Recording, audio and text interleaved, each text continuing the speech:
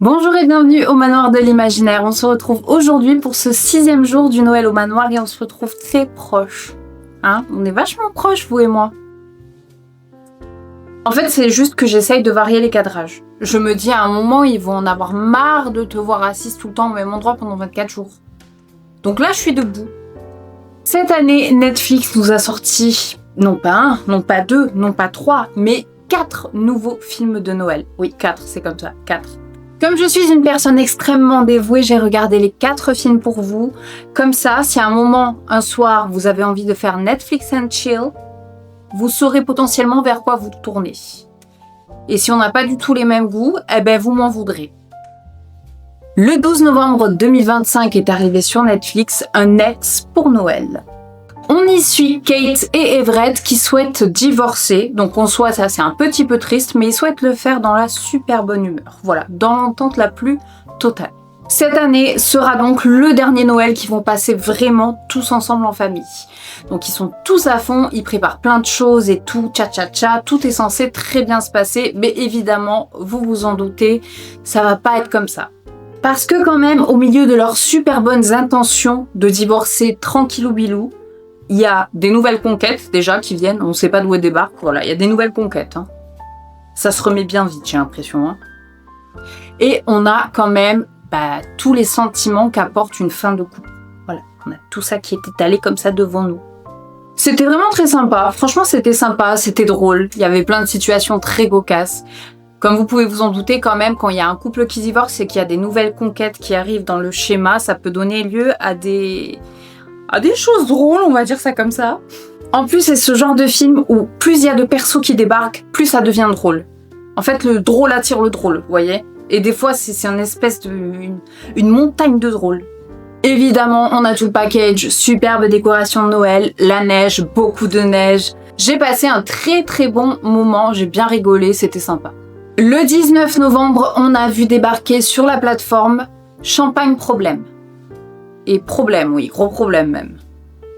J'ai détesté. Pourtant, c'est très rare que je déteste un film de Noël, mais là, c'est un film qui se passe en France. Et en fait, tout ce qui est montré de la France, c'est que des gros clichés.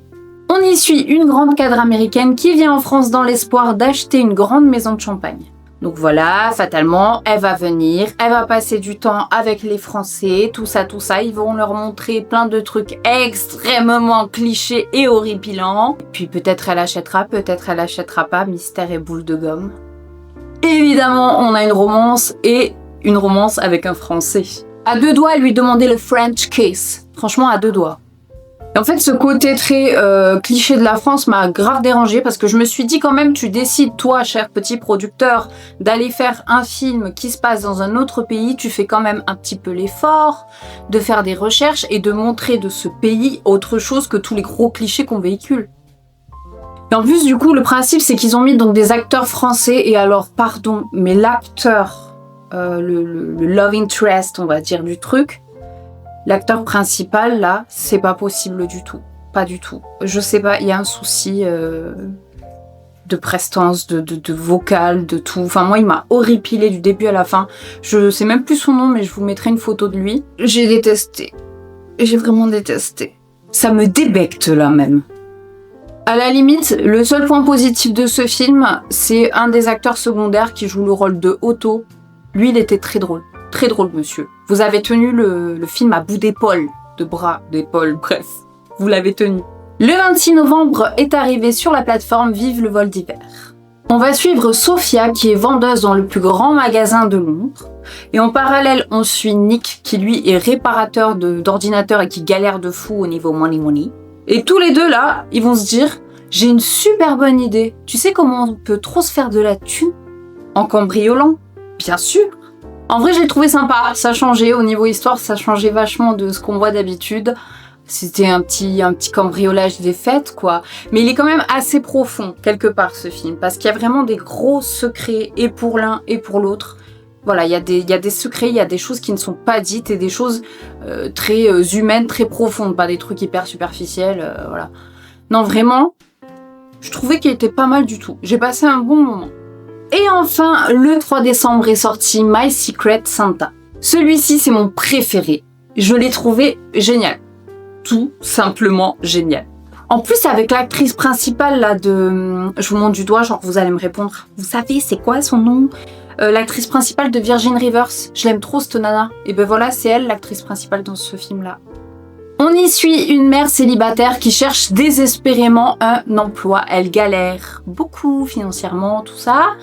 Et donc en fait, à un moment, il y a un emploi qui passe, une annonce qui passe, mais en gros, c'est une recherche de Père Noël. Mais elle va se dire, ok, s'il faut que je sois Père Noël je serai. Là oui, là il y a tous les ingrédients. Là voilà, c'est drôle, c'est cocasse aussi, ça donne des situations assez cocasses. Il y a de la romance, ça explore vraiment des sentiments, comment dire, les sentiments par exemple de filiation, voilà, mère-fille, tout ça.